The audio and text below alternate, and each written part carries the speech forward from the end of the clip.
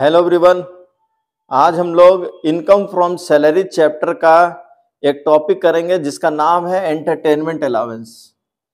Entertainment allowance employer अपने employ को देता है ताकि आने वाले कस्टमर्स को वो एंटरटेन कर सके, उनके स्वागत पर कुछ खर्च कर सके। ठीक है, तो अब entertainment allowance partly taxable allowance है, क्योंकि अभी हम लोग पार्टली टैक्सेबल अलाउंसेस को देख रहे हैं।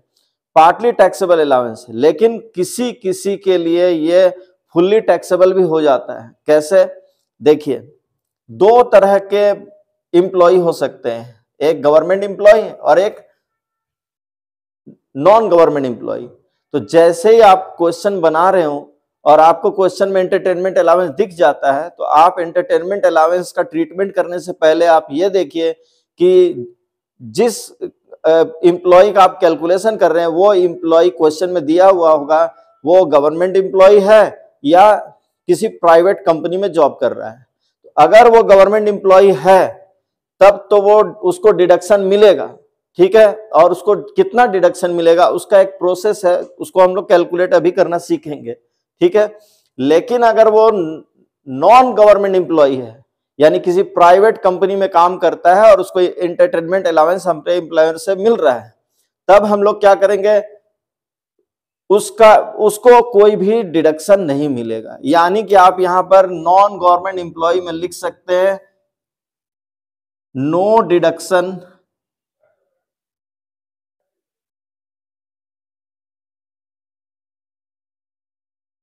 शैल be allowed.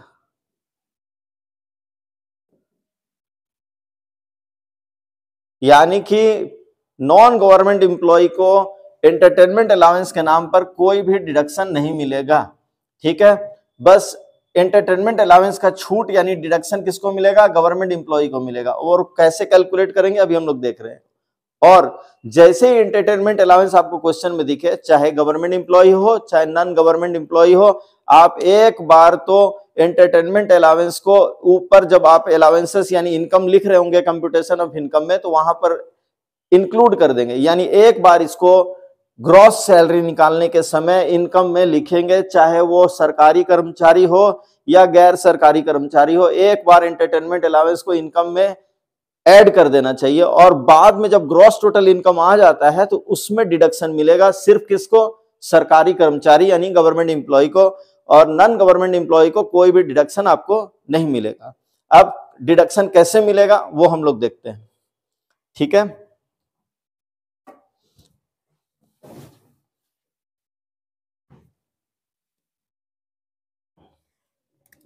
list of the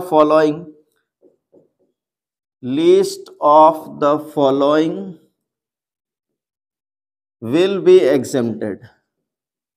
जो तीनों में से कम होगा वही एग्जेम्प्ट होगा।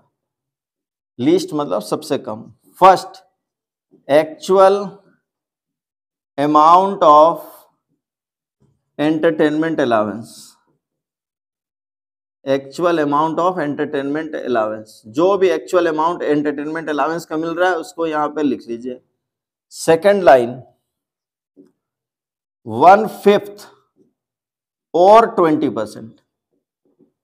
1/5 या 20% एक ही बात हुआ। अगर आप 20% ऐसे लिखेंगे 20/100 तो उसको आपको कट करने के बाद 1/5 ही बचेगा। यानी 1/5 या 20% दोनों में से आप कुछ भी बोलिए, एक ही बात है। यानी कि 1/5 और 20% of basic salary. Basic salary का 1/5 या 20% निकाल के यहां पर लिखेंगे। यानी कि एंटरटेनमेंट अलाउंस का कैलकुलेशन करने के समय में आपको मीनिंग ऑफ सैलरी निकालने की कोई रिक्वायरमेंट नहीं है। जो बेसिक सैलरी क्वेश्चन में गिवन होगा बस उसी का 1/5 या 20% निकाल के आप यहां पर लिख देंगे। और थर्ड नंबर होगा मैक्सिमम लिमिट 5,000 रुपीज। इन तीनों में से जो कम अमाउंट होगा, यानी 5,000 फिक्स है। हर एक क्वेश्चन, जब भी कोई भी क्वेश्चन आप बनाएंगे आप इसको याद रखेंगे 5,000। यानी तीनों में से जो कम होगा उतना ही अमाउंट एंटरटेनमेंट अलाउंस के नाम पर डिडक्टेबल होगा ग्रॉस सैलरी में से। और वो भी सिर्फ किसमें? गवर्नमेंट एम्प्लॉय के केस में। नॉन गवर्नमेंट एम्प्लॉय के केस में एंटरटेनमेंट अलाउंस का कोई भी डिडक्शन आपको नहीं मिलेगा। और दूसरी इंपॉर्टेंट बात, क्वेश्चन में कभी कभी दिया रहता है कि एम्प्लॉय ने अब कस्टमर्स के एंटरटेनमेंट पर एक्चुअल में इतना रुपया खर्च किया। अगर कोई भी अमाउंट एम्प्लॉय कस्टमर के एंटरटेनमेंट पर खर्च करता है तो वो डिडक्टेबल नहीं होता है, उसको हम लोग वहां पर से लेस नहीं करेंगे। ठीक है, यानी उसको हम लोग कंसीडर नहीं करेंगे कोई भी कैलकुलेशन करने के समय में। यानी कि अगर क्वेश्चन में इस टाइप से लिखा हुआ है कि एम्प्लॉय ने एक्चुअल में इतना रुपया खर्च किया है, उसको हम लोग इग्नोर करेंगे, उसका कैलकुलेशन से कोई लेना देना नहीं है। ठीक है, आप लोग इसको नोट करिए। हम लोग मिलते हैं नेक्स्ट वीडियो में कुछ और अलाउंसेस के साथ। ठीक है, थैंक यू वेरी मच।